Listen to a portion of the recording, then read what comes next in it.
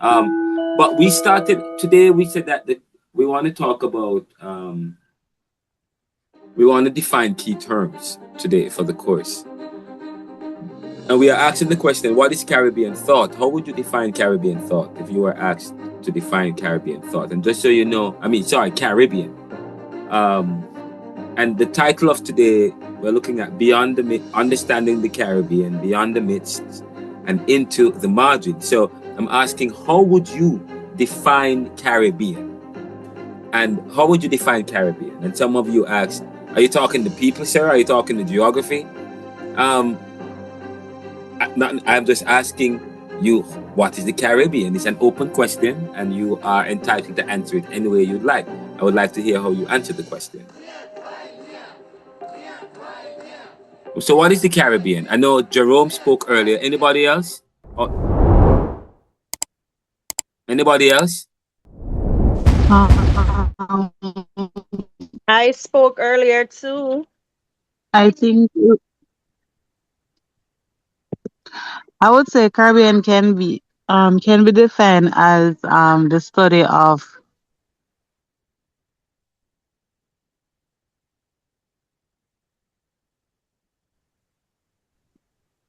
that is Caribbean thoughts to me. The study of what? Our tradition and our culture. Okay. If you were to tell if somebody from somewhere wanted to know what the Caribbean is, do you think that would tell them what the Caribbean is? Oh. Caribbean thought. No, but what is the Caribbean? I'm recording. No, I had told you in response to my answer. What did okay? I said it's a group of. I'd asked, do you mean what is the Caribbean like? What as it relates to the place or the people? I asked you that, and I'm not sure if you responded. I didn't hear, but then I proceeded to say it's a group of countries in mid America. It's surrounded by the Caribbean Sea. What else did it say? Sorry, I forgot my thoughts, because but that's good enough. Somebody else. It's a big class. Let's take another. Okay. Anna, let me hear what you got. I had mentioned that the Caribbean refers to a region which is located in the tropical zone, and it consists of the Caribbean Sea, the islands, and it is surrounded by the coastal regions. That's for the Caribbean. What do you mean by it's surrounded by the coastal regions?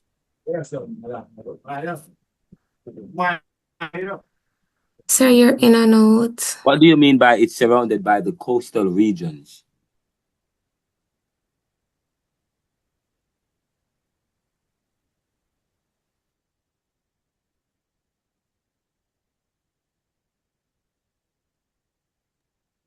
Sir, I'm not hearing you.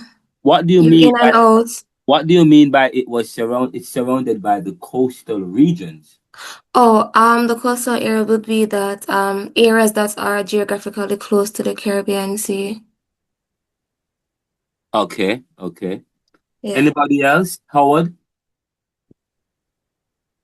Sir, I'd define the Caribbean with one word.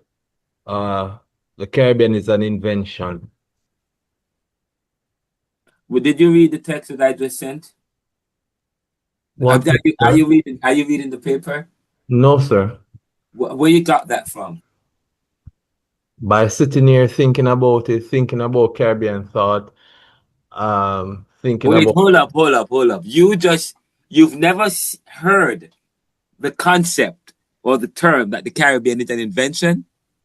No, sir. Have you ever watched any of my class? Have you ever talked to Sorry, I've said it in the class already more than one time. I was in Caribbean theology with you, sir. So okay. Howard, why didn't you tell me this is the Howard? Yeah, but yes, sir, that's hard. But while I was sitting down here, I'm thinking about it, sir. Really thinking about it, and I'm thinking about how did we become what we are, and I'm saying, but this is really an invented space by white people. So, yeah. That's interesting. That's interesting. It's an invented space by white people. I would want to know. I would want you to push that to its logical end. By the way, I'm gonna tell us something like go. Yes, because first of all, people would take it to task and no, that's not true. Does everybody here believe what Howard says is true? That the Caribbean is an invention created by white people? Yes, sir. Sir, Yes, sir. sir, Uh-huh. is it the space that was created or the concept of the Caribbean was created? Because if I'm looking at it, the land, the sea, all of what was there was actually created by God. But the concept of what the Caribbean is, these lush fields and all of that, that is what I would say was created by colonialism, but not But necessarily we the couldn't be space talking of about the it. space, because if we're going to talk about America, Africa, everywhere was created by God. So that's why But I am going against the word, the space. So it has to be something else. It cannot be the space. the Caribbean as we know it, right, According to Google. was created. We were brought from Africa to here. The persons who first lived there they were wiped out. And they were pushed to the fringes. It was dominated by Europeans. So And that I agree that with have you, been it. Jerome, but just No, this is don't not call Jerome. it the This is Howard. space, call it something else. Don't When you call say, wait, hold on. What do you mean by don't call it the space? What are you talking Because about? when you say the space, you're looking at, for me, that is, you're looking at the geographical area. So I'm saying, think even that one is before we over there. were brought from Oh, Africa, yeah. that space was there. But what was created when we came here, that is something that we need to give that a name, but don't say the space.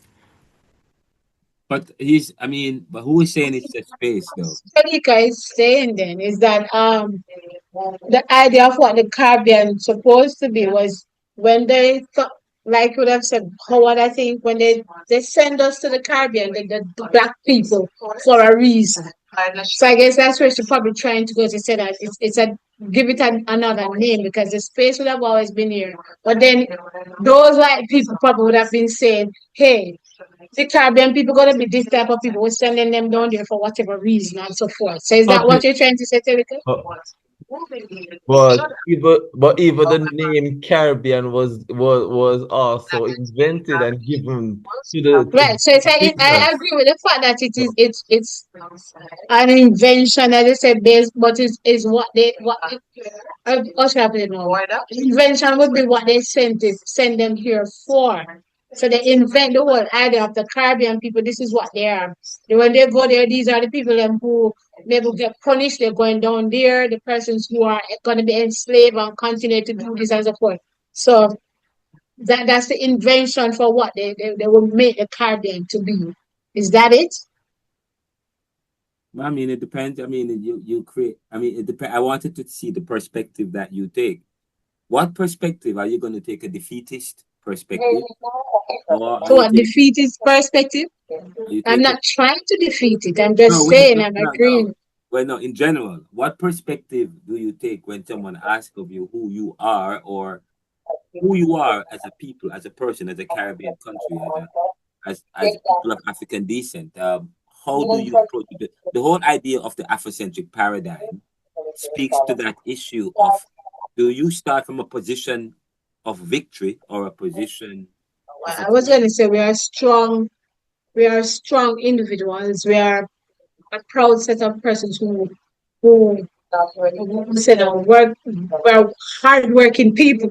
If you were to ask me who am I, who are the Caribbean people? That's who I would see myself. We're proud people, we're strong people, we are hardworking. We're persons who know what it is to go through the storm and come out being strong. Okay, very good, very good. And of course, the Caribbean reader, Ian Norman Girvan and Ian Meeks, in one of the books in your recommended reading, he says that the Caribbean is an invention, but he's going somewhere with that. when he says the Caribbean is an invention. And of course, he's not necessarily. And when Howard says that, I don't think he's talking about the geography. But when people say that the Caribbean is a group of islands surrounded by the Caribbean Sea, they're pointing to geography. Of course, but the Caribbean is more than just its geography. But you can still talk about the issue of geography, because when we hear of Jamaica or the Caribbean, we think of beautiful islands of paradise with sun and sea and sand and reggae music and cannabis and Irish people like Usain Bolt and people That's who are, an island. people are living out their best dreams, desires, and lives. But the problem is this very same lush Caribbean, the geography is not enjoyed by many people inside of the Caribbean. In fact, what is happening in the Caribbean, they're selling off the beaches, and if it's anything to be enjoyed, especially in places like Haiti and so on, or if you have money, the people with certain money who come from certain countries or certain places get to enjoy most of it and see most of the beauties and the lush, and so on. So that could be, maybe that is the perspective that Howard is taking. And so he begins by first saying it is an invention, a space, a created space, in the sense that its identity, its economics, yes, the social realities as well, yes, has been invented so that today the dependent capitalist position that we experience today, our attitudes towards African traditions and so on and so forth, maybe that's the perspective that Howard is taking. However, I wanted to make a point what the Caribbean is not. The Caribbean is not, and that's very important. It is not merely a group of islands surrounded by the Caribbean Sea. I'm going to say that. If I see that in an exam, or if I hear that within the halls of academia, Why, sir? That's a problem. The Caribbean. How many of you believe that the Caribbean is a group of islands surrounded by the Caribbean Sea? That's what Google said.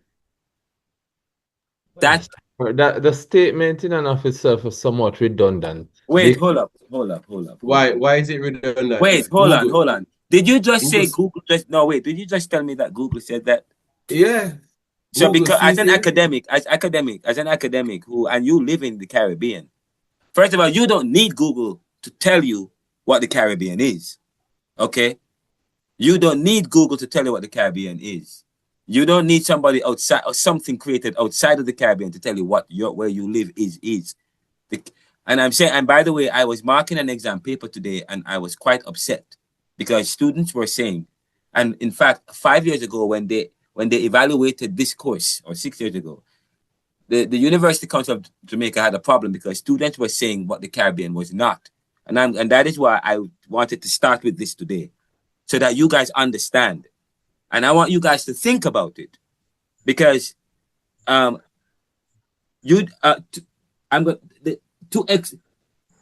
exclude places like Guyana, places like Belize and Suriname, and even parts of Central America, that's a problem.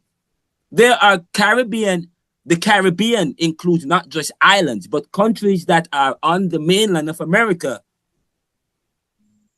And you're telling me you guys are going to have an argument with me about that? Is Guyana surrounded by the Caribbean Sea? Or is it on the mainland of America? Sir, I don't know how Guyana is a part of the Caribbean. I think they make a mistake right there. The problem that people have is the problem of definition. If you start with a definition that is limited, you will come out, the result will be limited.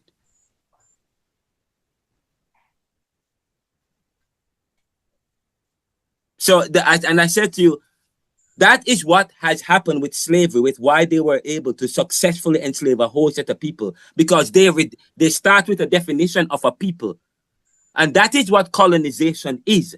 Colonization is the dehumanization of people. It is stripping away people of their human.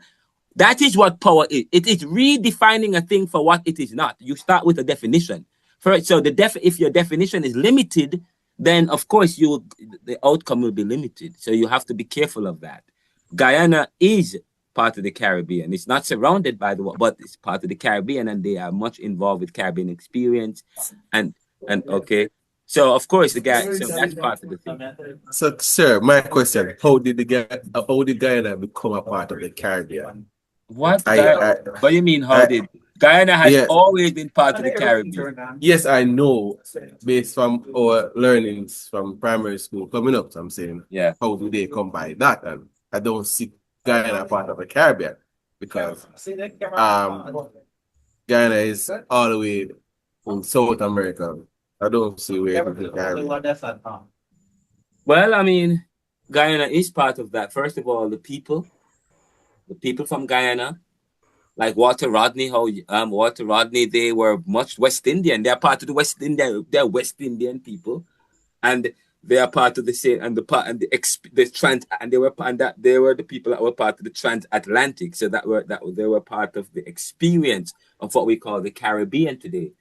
Okay, so and I think in some parts of these places they're bordered. They may not be surrounded, but they're bordered. But they're not islands. They're not necessarily islands, but they are considered part of the Caribbean, because the Caribbean is not merely a group of islands surrounded by the sea, because it would, of course, we said that it would erase places like Guyana, Belize, and others.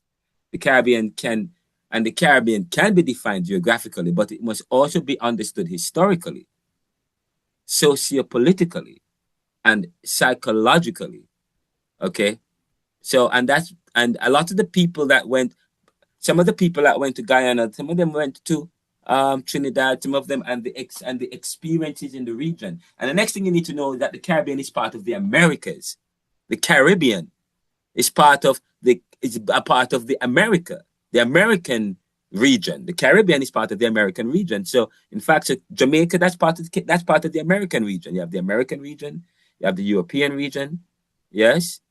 So that's part of it too. So the offshoot, if you look at a map and you look at the mainland, there's always offshoot islands, keys, and so on. If you drop a pen, if you hold up a pen and it drops and there is a splatter, there is the main splat, and then there are always splatters all around it. Okay, so the Caribbean island is really splatters that comes offshoot that comes from the mainland, but it's part of the Caribbean. It's part of the American experience. It's part of the Americas. In fact, when people talk about the New World, they're not just talking about the Caribbean, but they're talking about the America as a region itself, the American region. Hello, sir, gone again. You guys weren't hearing me? Yes, sir, I'm hearing you clearly. Hearing you clearly. Loud and clear. Right. So when we're talking about the American region. So it's very important to know that as well. But so it must be also understood historically, socio-politically, and even psychologically. So, sir.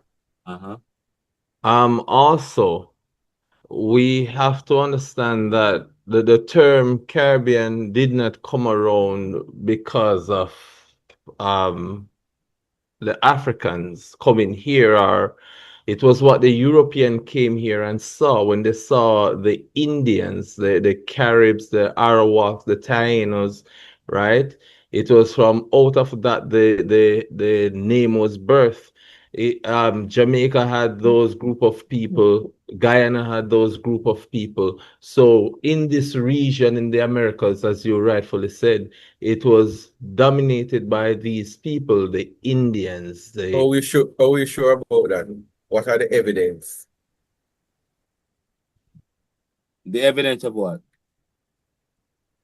To show that these people used to live in the Caribbean before the Europeans. I mean, of course, there's Arawak. Read Arawak to Africans. That is, I mean, there is no doubt that that the Taino people live here. And if you go to Hellshire, you see remnants and markings of the Taino people, and these people. And later on you'll see a video talking about they came before Columbus, how the African sailors came here to the Caribbean before the Europeans. And in fact, many of the people who live here Many of them intermingled. Many of the Africans had a relationship with the Taino and the Caribs and so on. And many of them form part of the society here. That is why some of the artifacts look almost like African, look African as well. Okay. But they were here. So that's not the bone of contention, because there are books and we have done Caribbean studies. This class what we will contend with, though, is the fact that Christopher Columbus didn't do a discovery. We agree with that. He didn't discover anything. Because people, and in fact, Christopher Columbus may not have even landed in the Caribbean at all.